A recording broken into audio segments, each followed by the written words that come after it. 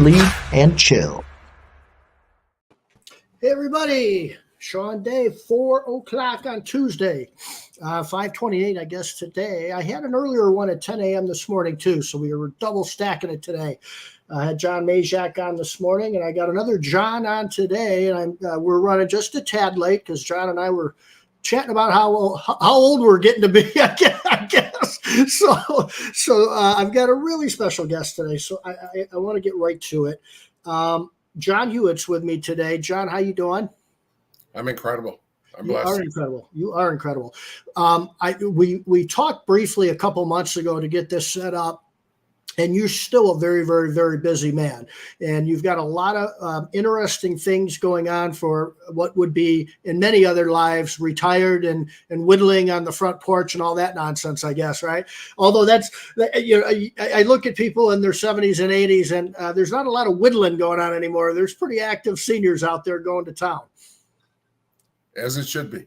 Absolutely. John, introduce yourself to people who might not know who you are. Okay, I've been in franchising and business for 55 years. I started at the University of Buffalo working part-time for H&R Block. Loved it. And 12 years later, I was running 250 H&R Block offices, loving that.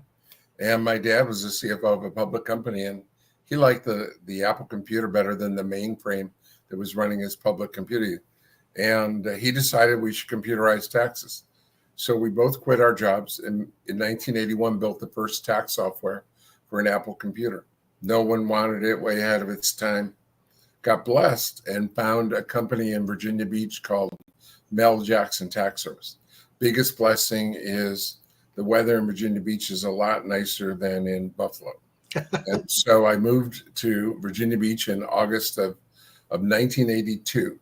And we bought Mel Jackson from his widow, changed the name to Jackson Hewitt, merged the two companies, and went public, and sold it 15 years later for $483 million. It went on to become a $1 billion company, and today it's the 23rd largest retail franchise chain in the country. So that was my first bold adventure, was with Jackson Hewitt. And then I had a non-compete that lasted 3 years. But my non-compete didn't cover Canada because Jackson Hewitt's never gone to Canada. Having grown up in Buffalo, I knew the Canadian tax system, done Canadian tax returns. So we opened Liberty Tax in Canada. And within 3 years, became one of the top 100 largest retail chains in Canada. So now I've done it once in the U.S., once in Canada. Came back to the United States in 2000.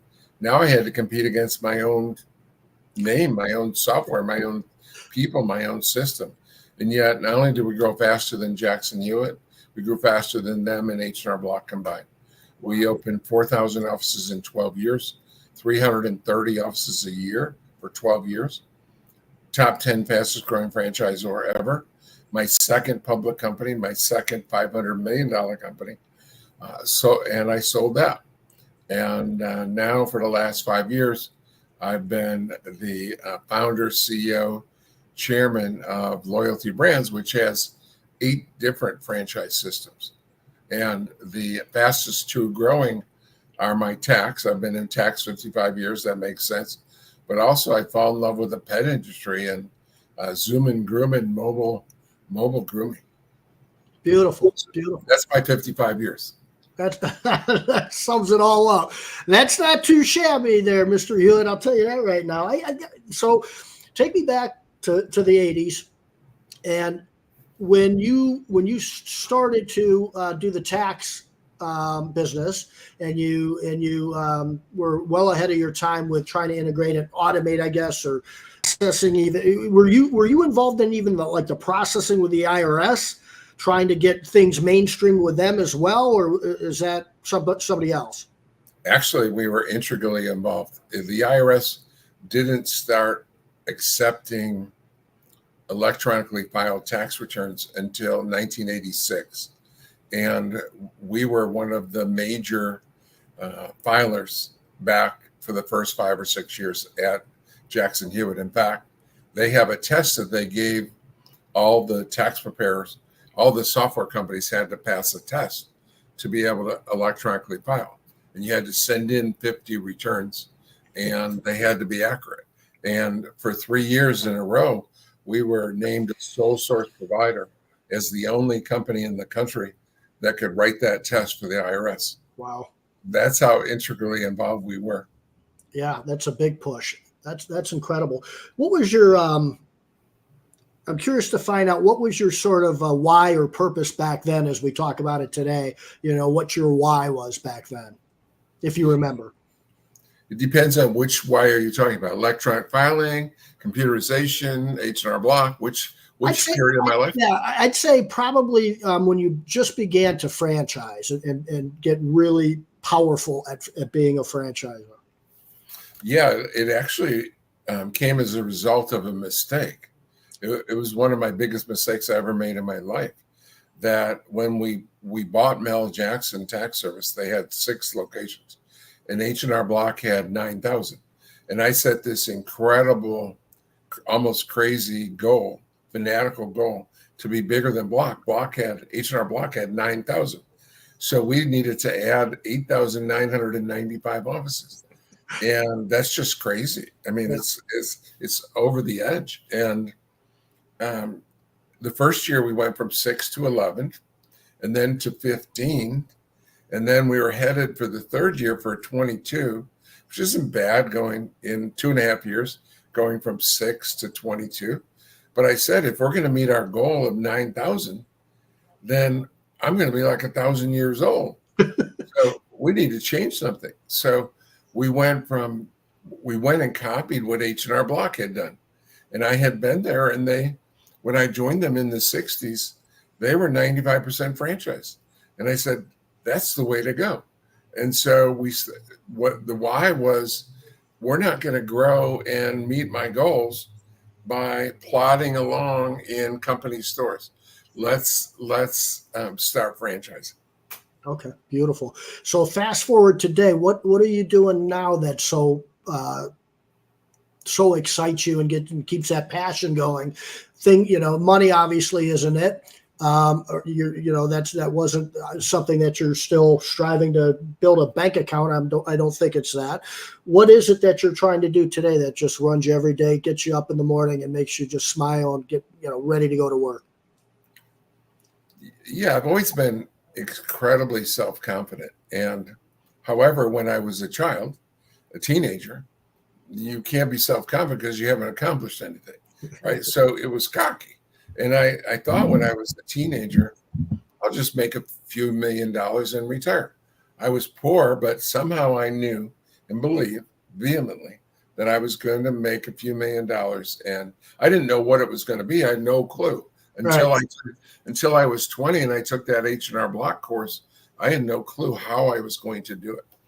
But then I realized, Shawn, that the treasure at the end of the rainbow is not the fun. That's anticlimactic.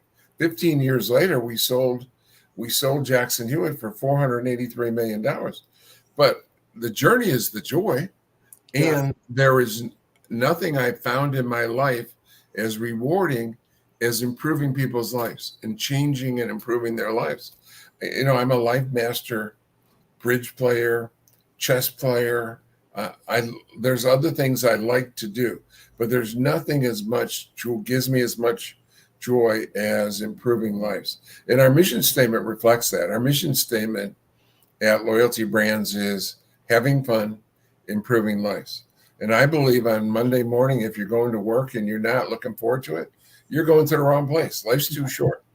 And when we say improving lives, we mean our investors, our customers, our employees, our franchisees, our vendors, and the world around us. That's beautiful. When we talk about, obviously you talk about systems and processes. I talk to small business owners every day, and that's, we always talk about systems and processes. What would you tell a small business owner? And my niche is in the home service industry. So, and I know you've got a touch on that industry as well, John, mainly like window cleaners, lawn care, landscaping, and so on. There's no magic potions. There's no magic wands. There's some things that you can do, but there are certain ways and certain processes to build systems. Talk about that, will you please? Because I'd love to hear your viewpoint on that. And even if it is as high level as you want or as in depth as you want. And when I mean that, I mean high level, on a high level, obviously you can tell me whatever you want to tell me, but is there even like a software program you use to help you through that when we get in the weeds and talk about it? I'd love to hear your view on this. Yeah, we use software whenever we can. And, one of my favorite stories about McDonald's, and I don't know how to cook, so I may have the numbers not exactly right, but they experimented with McDonald's at systemizing cooking French fries. Yep. And my memory, if my memory is accurate, I haven't heard this story in about 5 or 10 years, but my memory is that they found that if they started the grease boiling and then they dropped the French fries in for exactly 1 minute, it was exactly 1 minute. And that's how you make a perfect French fry, because you have to have a system. You can't, if you're going to have in the world, there's 60,000, somewhere between 60 and 80,000 McDonald's. You can't have 60 or 80,000 different kinds of French fries, right? I mean, Yep. You have to have a level of experience that's expected by your customer that has to be similar in each location. So you have to implement systems to achieve that.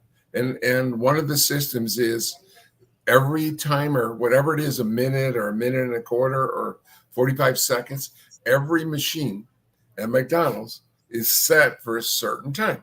I mean, that's how detailed you'd have to be. You have to be successful in mass enterprise. You can have one-off situations where you can have a little mom and pop store that only one person knows the system.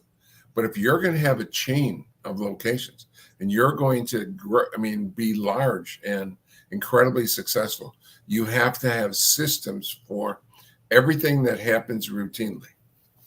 Yep. Everything that happens routinely. I like that.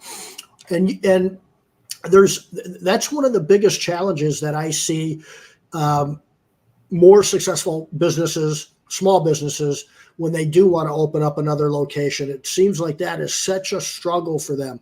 And there's other purgatories of growth too that I don't think a lot of business owners understand how expensive growth can be as well, right? Because you're reinvesting, whether it's a new truck, new whatever it is, and it can be very expensive to grow. Although to stay idle is to die in business. You've got to continue to grow. And so as a successful franchisor like you are, you really grew by a strategy with locations that happened to be franchised, a business model. And so you've got business owners out there. Why would somebody want to, and I know you've been asked this a million times, but why would somebody want to franchise versus sort of their own thing and their own ball game trying to make that happen? What happens is that, and most of the people that inquire, who have never been self-employed before, they inquire about bringing in a franchise. And over the last 30 years, I've averaged bringing in 200 new franchises a year. So I have lots of experience in bringing in new franchisees. And almost everyone says, should I do it myself or should I acquire a franchise? And everyone looks at, there's a fee in acquiring a franchise. It may cost you in the day one, it may cost you an extra $50,000, $100,000 and an ongoing fee after that. And what people don't understand is when you build a business, it costs you time and money. And what you save is an enormous amount of time. And you get it right the first time. Right. My job is to stop you from making all the errors that I've made. The most successful people have made the most errors. I've made every error that you can possibly make in income tax, right? So Shawn, you haven't been in income tax. If I get you a franchise, my job is to don't do that, do this. Don't do that, don't do that, don't do that, do this. And that saves you enormous time. You get to your pinnacle in a matter of years versus decades. Yeah. So it's the key to saving you time, and long term, it actually saves you money, because here's a system of doing business, right? It answers every question. When you start a business, what kind of software to use? What kind of computer? What kind of location? How much rent do I pay? How much do I charge? How much do I pay the employees? Do I have them sign a non-compete? What kind of contract? I mean, just over and over, you have so many questions. Well, we give you the answer to all those questions from day one. So it puts you years ahead. And that's why, Shawn, 95% of businesses that start up are gone in 5 years. Yeah. Only 5% of franchisees are gone in 5 years. 95% of non-franchisees don't last 5 years. 95% of franchisees do last 5 years. That just underscores, it's a glaring underscore on how important those processes and systems are, because that's what franchises live by. That's unbelievable, those statistics. So who is not a good candidate for a franchise? It's my job as a franchisor to give you the best system in my industry. And I've been doing that for 55 years. If I do my job, what's your job? Your job is to follow that system. Now, you would think that it's automatic, right? Yeah, I've been doing this for 55 years, and you haven't been doing it for 55 minutes. You would think that you're gonna, if John Hewitt says on February 8th, change your hours and open at 7 a.m. instead of 9 a.m., just do it. I mean, why argue? Why know better? Right. So your job is to listen. And out of the 5,200 franchisees I brought in, guess how many have listened 100% out of 5,200? How many? Zippity doo dah, none. No one listens. I don't know if you've had children, but you have been a child. And I consider my franchisees like children. Children don't listen. I didn't listen. So the key thing to being a great franchisee, I don't care how smart you are, educated you are, experienced you are. Your job, I care how much you're going to listen and follow the proven. If the greatest chef in the world, and you were going to have a party and you were going to be the chef, and the greatest chef in the world said, here's a recipe, and it called for a pound of salt or a pinch of whatever, why would you put a half a pound in? Right. That's great. Well, I mean, how stupid are you? So human beings just are incapable of listening 100%. So people, and I'm one of those people that I argue with my teachers all through elementary school and high school, and I've always been a rebel. You don't join a franchise to be a rebel, to invent, to create. You get a proven system where we take all the mistakes out of, we take all the error out of trial and error. Yeah. I on a very small scale, I know what you're talking about. We've spent a lot of time with Hire, Lead, and Chill, my recruiting business, where we put certain systems together and workflows together, the processes together, down to the way that we message candidates that are applying for the jobs that our clients are trying to fill. And a lot of small business owners and large business owners have that ego, and they just really want to get in there. And so what I always tell them is, listen, if you're going to buy a McDonald's and you're going to want to change the Big Mac, that's probably a problem. They sell like 10,000 a second, and you're going to come in and change the Big Mac. I say, just trust me. We've spent so many agonizing hours, money, resources, time, scratching that because that didn't work. Just a little sentence like why you're going to wake up every morning and love to come to work for us.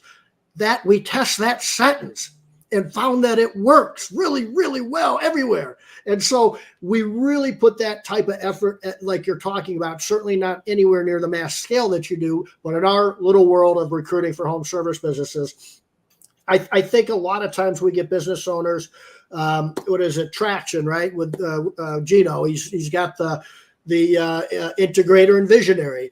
So it sounds maybe that integrators might be really good franchise owners versus visionaries. It's okay to have vision. It's just learn the system and follow it before you tinker with it. Right. So don't if we say this particular week open at 7 a.m. instead of 9 a.m., don't tinker with 8 a.m. or 10, right? I mean, don't tinker. Follow it first and then give your advice on improving it. Everything we give you is proven and tested. Again, I've made every mistake that my new franchise is going to mistake. They just don't get it.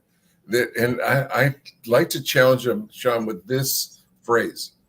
Do you think I've been doing this 55 years and supported over 5,000 franchisees? Do you think you're going to come in with some new idea that's so novel, so creative, that none of the 5,000 franchisees and myself who are thinking about this 365 days a year for 55 years, do you really think you're going to come up with something no one else has thought of? And worse, way worse, you think you're going to come up with something that no one else has tested? Right. You tested everything you can think of. Don't come in with new ideas. Come in with, okay, what's the system? I want to be the best at following that system. Yeah, I love it. Give me an idea of what. Do you know of anybody that's got 55 years and is still actively in the franchise world? Obviously, the McDonald's and the big names that we all know, but the people have changed throughout the years. Do you think you're the most experienced, still very active franchise man? People like Ray Kroc and Dave from Wendy's and Fred DeLuca from Subway, and they're all gone. Yeah. So Henry Block died. And most of them never worked 55 years. Right. They worked less, right? They worked less than 55 years. So I don't personally know anyone. And there is no one that's founded 2 of the top 100 retail chains in this country. And with my Zoom and Grumman, within 3 years or 3 to 5 years, I'm going to have my 3rd top 100 retail franchise chain. That's so amazing. There's no one I know of. I mean, there may be, but there's no one that I personally know of. Yeah. I didn't do that much research on it, but just the thought of it, I thought, my God, you must be the most experienced franchisor in the world right now. And that's still actively in doing this and just changing things and still developing new things. You've mentioned your pet franchise a couple of times, so you're getting a little fun on this. What's happening with this franchise? I mean, it sounds like it just makes you smile. Yeah, I've been in taxes for 55 years, and I love tax for so many reasons. It's seasonal. It's you get to the IRS scares people to death, and it drives people to your door. Tens of thousands of people told me they're afraid of the IRS. It's certainty. It's recession resistant, if not recession proof. During the worst recession of our lifetime in 2008 and 9, we added 700 offices. Yeah. Starbucks closed 650. We were the fastest growing. Liberty Tax was the fastest growing company in the country, because in a recession, you don't have to buy a new cup of coffee. You don't have to buy a new car or eat out, but you have to file your taxes. So I love the tax industry, but it plods. It only grows by 1% a year. Yeah. For the last 20 years. Pets are going crazy. I mean, and now when they do surveys, every time they ask parents, what do you like better, your children or your pets? 2/3 of the people like the pet better than the child. I'm glad they don't ask them about your spouse or your pet. Yeah, right. Don't do that. That's so funny. The pet industry has doubled in size over the last 6 years, and it's projected by everyone that in 6 years, by 2030, it's going to double again. I just love it, and it's so heartwarming to see all the pictures and get all the thank yous. When our groomers hand off the pet on their front steps. We take it to the van, and we have a nice huge van, and they can stand up and with a bath and all the equipment needed. They drop the pet, the freshly groomed pet. They get hugged they routinely get hugged by the owners. It's a feel good industry. It is definitely. I've got a golden doodle named Dexter, and he owns the house. He owns everything, man. The pet insurance thing, when that came around years back, that's what I said. There's a lot of money to be made, and a lot of good things that can happen in that industry with pets. People just, and I think as some of the younger generations come up and come through, there's this, there's this really need to be loved. I mean, there really is this need to be loved. And when you open the door and there's Dexter, he's just wagging his tail. He doesn't care what happened or what you're thinking. He just cares about, hugging you and going up to you and just spending time, that unconditional love. Right. And that's what people love about their pets. And I don't see that going away. I love the dumb joke, but it's true that if you put your wife and your dog in the trunk of the car and you drive for 10 minutes, right? And you open the trunk, your wife's going to kill you. And the dog is like wagging his tail and licking you. That sums it up there. That's all you need to know about that. So you're obviously a tax expert. That's what your roots were and your sort of your genesis. How do you go from, all right, I know this really well, so I know I can get this mass business going at a mass scale. But I'm assuming you weren't a professional dog groomer or cat groomer or pet person. How do you find these? You've got a staffing agency. You've got well, why don't you tell us first, John? What are the loyalty brands that you have right now, and then we'll just see how diversified that is. Sure. We have staffing. We have inspections. We do home inspections. We have ATAX, which is a direct competitor with Liberty Tax and Jackson Hewitt. We have Ledgers, which is a bookkeeping franchise that primarily does bookkeeping and tax transfer, richer, higher income customers. ATAX is the bottom 85% of the population. Our newest one is a roofing company, CR3 Roofing, where we do roofing, siding, and solar, and staffing. So I guess you said you're in staffing, so I guess we're a bit of a competitor with you in staffing. Yeah, absolutely.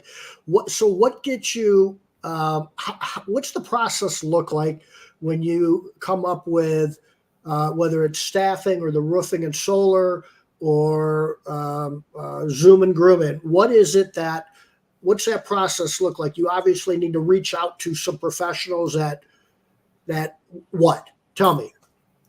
In each case, we find a working model, and it could be a franchisee already, a franchisor who hasn't been able to grow their system, or a mom and pop that has a successful model.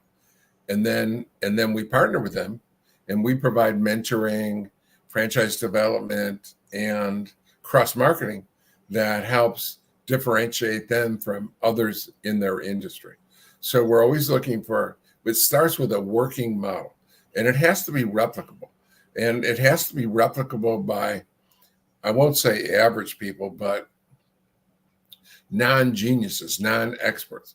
If you have to be a PhD or an MBA or if the system requires that, you're not going to grow very, very large because there's not that many people available that have that expertise, and they're all doing something else. So it has to be replicable by kind of above average people, not that don't require a doctorate or some great sales skills or some special. They're just quality people that want to be self-employed and are willing to follow a system and seize the American dream. Okay, beautiful. How many, I guess, millionaires or multimillionaires do you know how many that you've helped become millionaires? I just passed 1,000 a couple of years ago. Is that right? So yeah, help create 1,000 millionaires. That's amazing. That's amazing. And it's all based on processes and systems. And now, what about branding? So branding is loyalty brand. So branding is a big part of franchising, right? We watch McDonald's commercials, and my son's like, why on earth is McDonald's, advertising? Who doesn't know who McDonald's is already? And that's really all about branding and keeping their brand alive and so on. Did you become a branding expert, or did you hire somebody to help you understand how to become a branding expert? Yeah, when you run a commercial, right? There's really two things that you could be trying to do one of two things. You're either creating your brand, or you're trying to initiate a decision, right? To get them right now to think, oh, I want a hamburger, and go to McDonald's right now. So what happens traditionally in marketing is the number one in the industry sets the brand or the industry, and others typically advertise, well, here's $50 off, or a special next Tuesday, or they try to get you to take action right away. But I learned virtually all of there's no school in this country to be a CEO. There's no quality. I mean, an MBA is far different than a CEO. The only school is the school of hard knocks. Yeah. So I've been doing this. So I've been a CEO competing with H&R Block for 42 years. So I learned from the school of hard knocks, and I'm a voracious reader. I attend seminars and lectures and watch podcasts and whatever's necessary to learn. I'm always learning. I'm committed to have the best system. It has to be improving, and so I'm committed to improvement. So we often talk about these purgatories where, in some of the home service businesses, it's like you get to that $250,000 of revenue, and then you're trying to get out of the truck for the first time and hire your first. Then you get to $500,600, and then you got one or two crews out there now. You're really going after it, and you're selling. So now you might need some admin help, and so that gets you to the next level. All these different purgatories happen. How is it that a franchise, or does a franchise have different processes and systems as the location grows, and then you have to have new systems and processes? Or how do you vision that out, or how does that look? Are there certain purgatories with that? Yeah, that's kind of two different questions in this sense, that delegation is could be the biggest disease in American management, and most people can't make it. Most people can't delegate, right. So they can't hire that person. They can't get out of that van. They can't get to the second or third or fourth or fifth van because they're just incapable of delegation. So that's their own purgatory. That's not that doesn't come from with that out. That doesn't come from the industry. That comes from themselves. The most important 10 two-letter words is, if it is to be, it is up to me. And so we have points in the development of your franchise as to when and who you should hire. However, in addition to that, what I tell people is you don't need to have generic advice, because generic advice is only so good. Different people have different skill sets, and there's different situations that occur. You might be able to buy an existing competitor. You might be able to buy a nearby franchise. There's other things that matter. So in our system, I say, please, I'm here, and your team is here, including me, to give you specific advice to your situation. So you don't have to sit and ponder what your next step is, right? So with a great franchisor partner, you should have people giving you advice, and you should say, this is where I am, and what do you think? I mean, what's my path to the next step? I love that. That's great. Now, did you have coaches coaching is a big thing today, not so much 50 years ago or 40 years ago, but it is obviously huge today. There's a coach on every street corner ready to coach you to be a better business, more successful business person. Did you have some coaches, though, along the way? No, I tell my people, I say, you know what? You have the same opportunity I did, but you got me. I didn't have me. Right. No, I had to plow the way for you. For as a franchisee, I cleared the jungle, and so you could walk through it. I was what I like to tell people that think of it as I was on the first wagon train with Henry Block and the H&R Block, and they went from Kansas City to California, and then I got to go back to Kansas City and start all over again. Right now, this time I had people that had worked with me on the first trip. Some people knew my name because I had been a leader at the H&R Block wagon train. I knew where some of the Indians were and where to cross some of the rivers.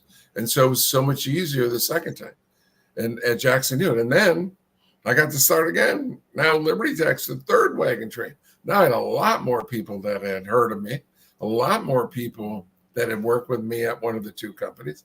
And so it's so much easier. We're trailblazers. Yeah, for sure. For sure. But you are a trailblazer, yes, but you also take other people's processes and systems, identify that as a success, and take from them as well, right? Which that's fine, but that's another intricate part, or almost contradictory part to how you started in a way, and I think that's great. We kind of revolutionized the way that we recruit for the home service industry, in that we're not a temp agency and we're not a staffing agency. We're more of a hire us like you would your marketing agency to do Facebook ads and Google ads. So we're sort of like your full-time recruiting department is our elevator pitch. And then what had happened was now we've got 4 or 5 or 6 competitors in the marketplace, right? And so it's a unique thing to create something like that is successful, and it's the biggest compliment when you get those competitors that rush into the marketplace. You've done both. I think that's pretty unique. Yeah, I think don't get me wrong that I've invented numerous things in this industry, but if we talk about the tax industry, 95% of what we do is what H&R Block does. Yeah. Right? The difference between extraordinary and ordinary is the little extra. So here's a simple example. H&R Block is open just 9 to 9 Monday through Friday, and 9 to 5 on Saturday, and some Sundays. Well, there's 4 busy, so our offices are open those hours. However, they're open those hours the entire tax season. What I've learned is that there are 4 busy weeks during the year, tax season, where we do more than 50% of our business. So we extend the hours. We open at 7 a.m. instead of 9 a.m. So it's a differentiator. It's a competitive advantage.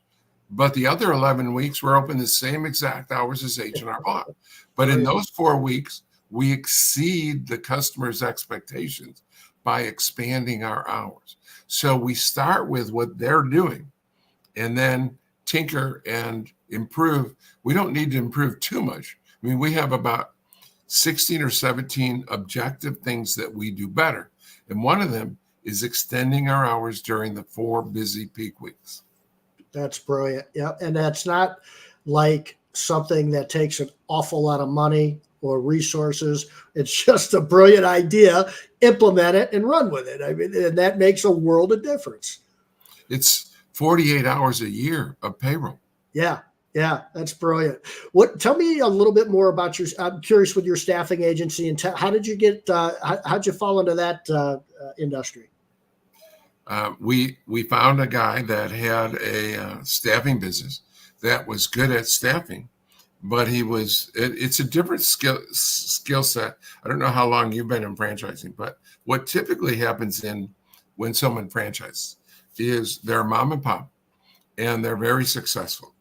And then they decide to franchise for whatever reason. Their friends come to them and say, I want to do this, or you should franchise. Or so they get the idea of franchising. Well, that's problematic, because what happens, most fail, by the way. Most franchisors fail because they need the income from the mom and pop, and yet they start the franchise system. So not only do they have a foot in each camp, so they're diluted because they still need the income from their mom and pop, but then they're in a whole new business. It's not staffing anymore, right? It's management of a team of entrepreneurs. It's a people business, not a staffing business. It's hurting entrepreneurs and giving them a system, and then being part. I mean, you have many relationships when you have a franchise. It's somewhat partnership. It's somewhat their customer. It's somewhat their family. I mean, you have all these nuances of a relationship with a franchise that you don't have with an employee. And most people are incapable of making that jump from managing a traditional business with employees to managing franchisees. Yeah, it's a lot like Michael Gerber's E-Myth, where the technician becomes the entrepreneur or the business owner. That's a big leap. That's a big difference between being really good at cutting hair and then opening up your own salon to hire people, and let alone franchise. That's on a whole other scale. And there's a lot of people that just don't know how to manage people, whether it's 2 or 3, let alone what you've got in front of you and what happens with finding somebody that's a great entrepreneur and a great small business owner, very successful, great process system, and then has to bump into what you're doing. Let me tell you a couple secrets about Michael Gerber. Yes. I loved it. I loved it. One secret is he wrote his first book called The E-Myth, and I loved it. I gave one to every one of my franchisees. I brought them by the thousands. And then he updated it and wrote The E-Myth Revisited. And in my opinion, it's worse. It's like 20% worse. And I could not ever get them to reprint E-Myth. So really? E-Myth is so much better than E-Myth Revisited. If you can go on Amazon and find a used copy of E-Myth, to me, it's so much better. But I liked him so much that he came in as a keynote. I had invited him in at Liberty Tax as a keynote speaker. And he was wonderful, except he swore like a sailor. Other than that, he did a great job. He has a great philosophy. He doesn't swear in his book, obviously, but he swore. I mean, some people were turned off because he swore so much. You probably don't expect that really from somebody at that level. And I can see that though, because I've watched some things on YouTube where he's in front of a few people talking, and he's not cussing up a storm necessarily, but he's pretty no nonsense. And, it seems like he lays it on the line. Love his theories. Yeah, for sure. John, we're up on 45 minutes here, and I want to keep it to that because I respect your time, and I've got some things I'm going to end up doing with family here in about a half hour. So I know you're a busy guy. You're super successful. I look up to you, respect you a bunch, and I think I respect the fact that you're really down to earth as much as I do with all your accomplishments too. So I appreciate you coming on today. Well, thank you very much. It's my pleasure, and God humbles me daily. And as long as I get out of his way, I'm usually all right. Right. Exactly. All right, everybody. Thanks for joining us. And as I always say, take good care out there, and God bless.